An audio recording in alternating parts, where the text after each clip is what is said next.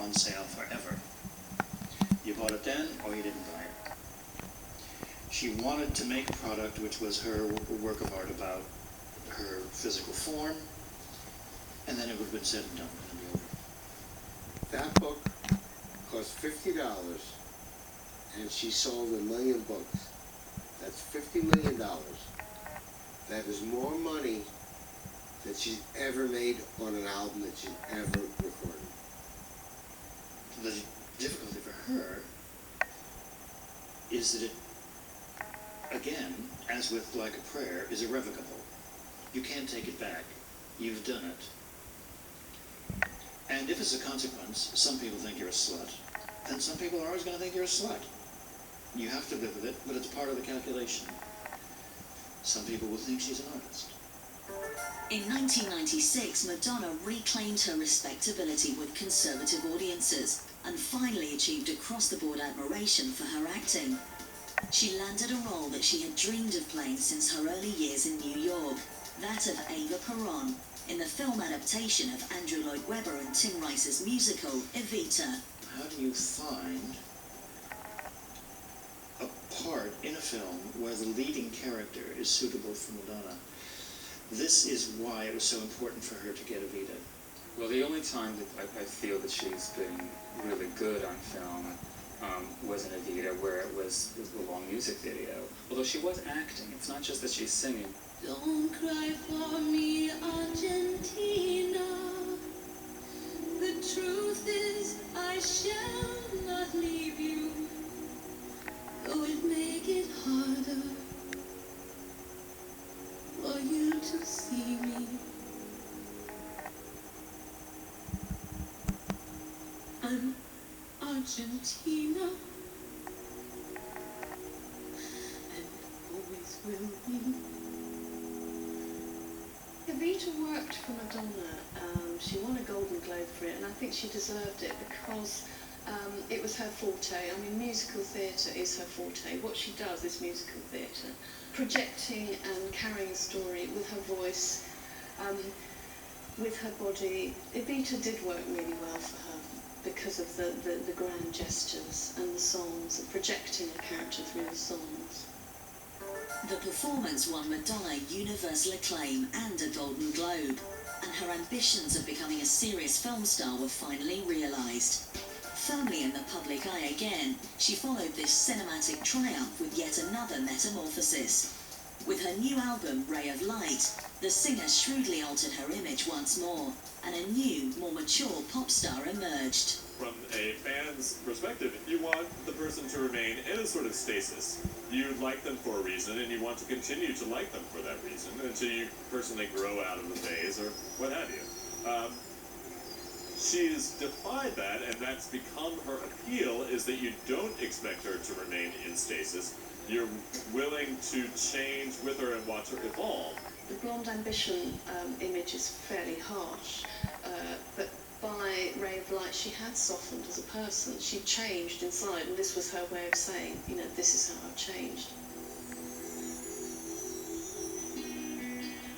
The face of you, the substitute for love, the substitute for love.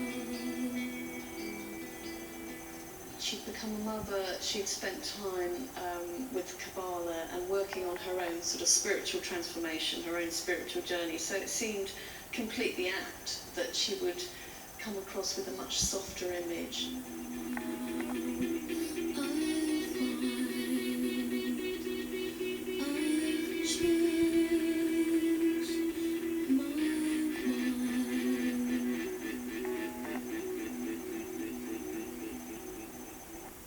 That album was influenced by a lot of kind of the new techno music that was going on, and William Orbit produced it, so it was very ambient influenced. Another brilliant choice of producer, and this was as brilliant a choice as Nile Rodgers was for Like a Virgin. Sometimes she could be quite eclectic and work with different people and put this album together of different kind of songs and different styles. And this one kind of continuous style on this one album, it was very different and very brave of her as well. I just think Madonna lyrically, at the right time, she sang the right lyrics. And Ray of Light was a great track. Frozen was a great track.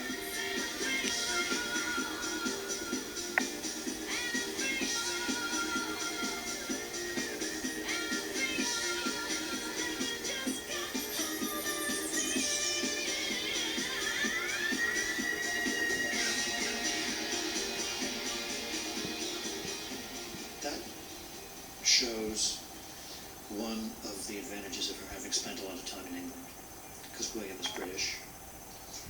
And really, part of the success of her later career did come from being based in London, because she picked up on London and the continent. Before Ray of Light, people would talk about her as a songwriter and an artist, but focus much more on the visual image. But by Ray of Light, people actually started really taking interest in her as a musician and an artist in that way. As famous now as she had ever been, Madonna made sure that over the next few years she would remain at the centre of popular culture, referencing a younger generation of stars with her wardrobe, inviting comedians to appear in her music videos, and appearing live with the new wave of disco divas.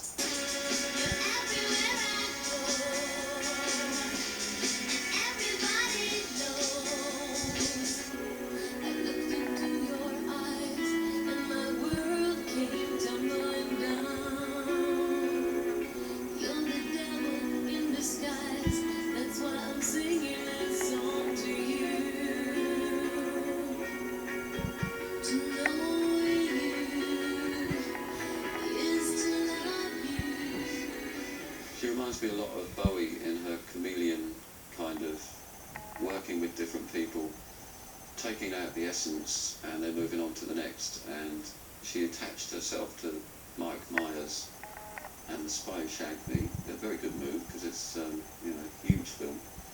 She had Ali G, and she probably considered that to be ironic, but on the other hand it was a very good career move. She'll probably have Borat in her next video. And then the Britney kiss. That was attaching herself to Britney. She has this knack of just being in their right place, right time. I loved the Britney Spears performance that she did at the MTV Awards. I thought it was great. It's like everyone, for then the next 6 weeks, in fact, were like talking about it. It was on the front cover of every newspaper. It was what everyone was talking about. It was on the news. It was like, it's on the news. They kissed in a performance. Get over it. All those things, Ali G, Britney, Mike Myers, they're all the teenage audience, really. Teenage, early 20s. Who, some not born when Madonna started, which must frighten Madonna quite a lot, because she knows she has to move with the times.